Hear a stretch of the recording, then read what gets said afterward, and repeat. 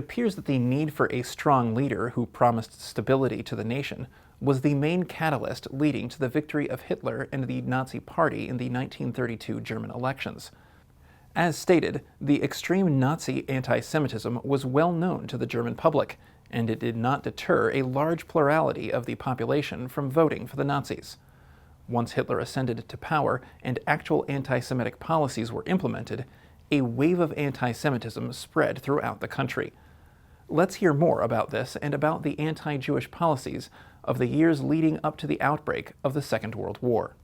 In this process of the 1920s, anti-Semitism was not very central. But what is important, it was not an obstacle. Right? Anti-Semitism was widespread in German society, among certain circles in German society, and therefore it was not an obstacle because the Nazi Party was very outspoken on its anti-Semitism, and there were other right-wing parties that were also anti-Semitism. So after the ascendance of Hitler to power in January 1933, there is an eruption of anti-Semitic activity in many circles, in the Christian churches, the Catholic ones, the Protestants, Lutheran one, in academia, in universities, in music, in the language association.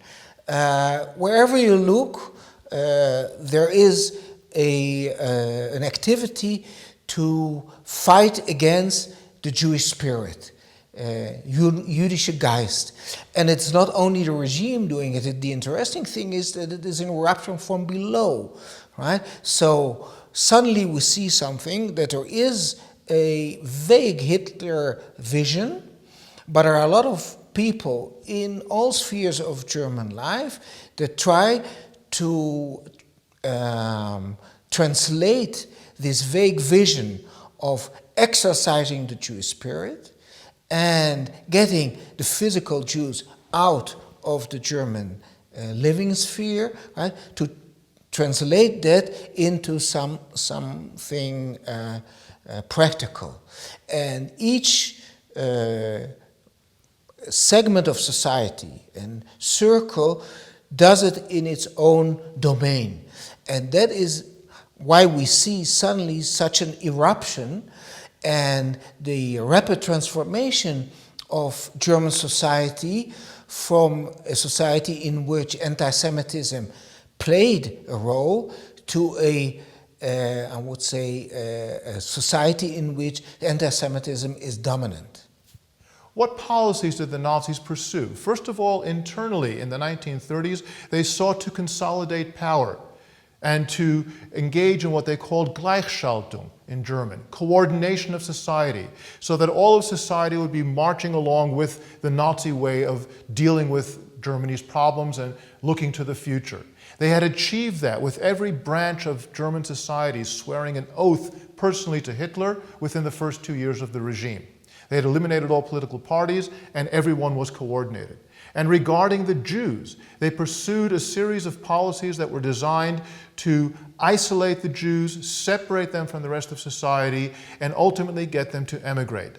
From boycotts against Jewish businesses beginning in 1933, ongoing violence throughout Germany, scattered all over Germany against Jews throughout the 1930s, legislation against Jews climaxing but not ending with the Nuremberg laws in September 1935 that took away the Jews' citizenship in Germany, Aryanization of Jewish businesses, that is, handing Jewish businesses over to good Aryans and thereby getting the Jews out of the economy. And the climax of these measures was violence in 1938, climaxed in the Kristallnacht pogrom, the Nazi name for this massive pogrom against Jews across the Third Reich in November of 1938, following which Jews were being pushed out of Germany and Jews were seeking to flee.